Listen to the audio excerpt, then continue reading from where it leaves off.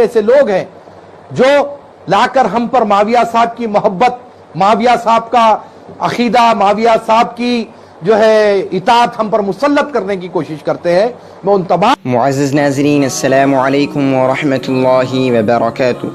دوستو، آئے دن کچھ لوگوں کی زبانیں بہت زیادہ دراز ہوتی جا رہی ہے۔ یہ تنقید کرنے والے پہلے علماء کرام پر بکتے تھے، پھر اولیاء کرام تک پہنچ گئے، اور اب ان کی جرت اتنی بڑھ گئی ہے کہ یہ صحابہ کرام رضوان اللہ تعالی علیہم اجمعین تک پہنچ گئے ہیں۔ وہ صحابہ جنہوں نے آپ صلی اللہ علیہ وسلم کا نہ صرف زمانہ پایا بلکہ آپ علیہ السلام سے بذات خود تعلیم و تربیت حاصل کی ہے۔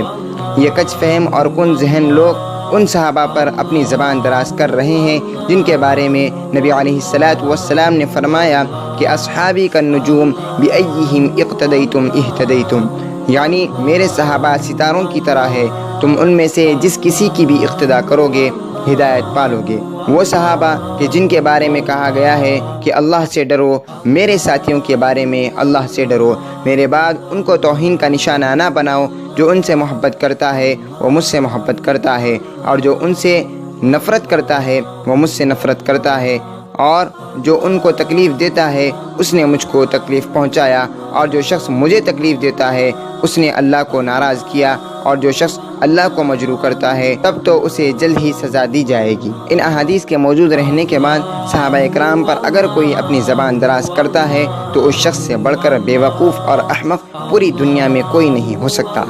حال ہی میں کاتب وحی حضرت امیر معاویہ رضی اللہ عنہ پر اپنی زبان چلانے والے شخص کو یہ واقعہ ضرور سن لینا چاہیے کہ گستاخ صحابہ کا انجام کیا ہوتا ہے۔ ناظرین، ایک شخص حضرت سعد بن ابی وقاص رضی اللہ عنہ کے سامنے صحابہ کرام رضوان اللہ تعالی علیہم اجمعین کی شان میں گستاخی و بے ادبی کے الفاظ بکنے لگا۔ آپ نے فرمایا کہ تم اپنی خبیث حرکت سے باز رہو ورنہ میں تمہارے لیے بد دعا کر دوں گا۔ اس گستاخ وہ بے باک نے یہ کہہ دیا کہ مجھے آپ کی بد دعا کی کوئی پرواہ نہیں، آپ کی بد دعا سے میرا کچھ بھی بگڑ نہیں سکتا۔ یہ سن کر آپ کو جلال آ گیا اور آپ نے اس وقت یہ دعا مانگی کہ اے اللہ، اگر اس شخص نے تیرے پیارے نبی صلی اللہ علیہ وسلم کے صحابیوں کی توہین کی ہے تو آج ہی اس کو اپنے قہر و غضب کی نشانی دکھا دے تاکہ دوسروں کو اس سے عبرت حاصل ہو۔ اس دعا کے بعد جیسے ہی وہ شخص مسجد سے باہر نکلا تو بالکل ہی اچانک ایک پاگل اونٹ کہیں سے دوڑتا ہوا آیا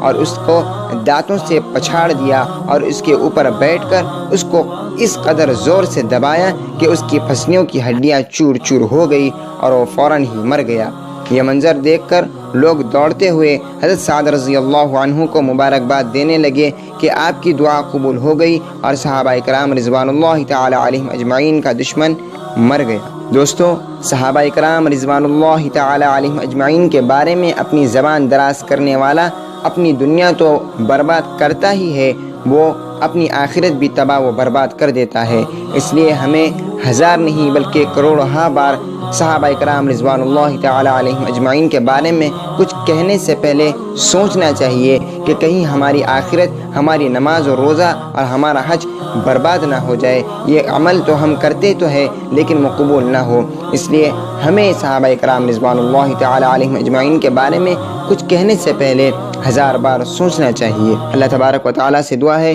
کہ اللہ تبارک و تعالیٰ ہم سب کو کہنے سننے سے زیادہ توفیق عمل عطا فرمائے اور صحابہ کرام رضوان اللہ تعالی علیہم اجمعین سے محبت کرنے کی توفیق عطا فرمائے۔ السلام علیکم، الی اللقاء۔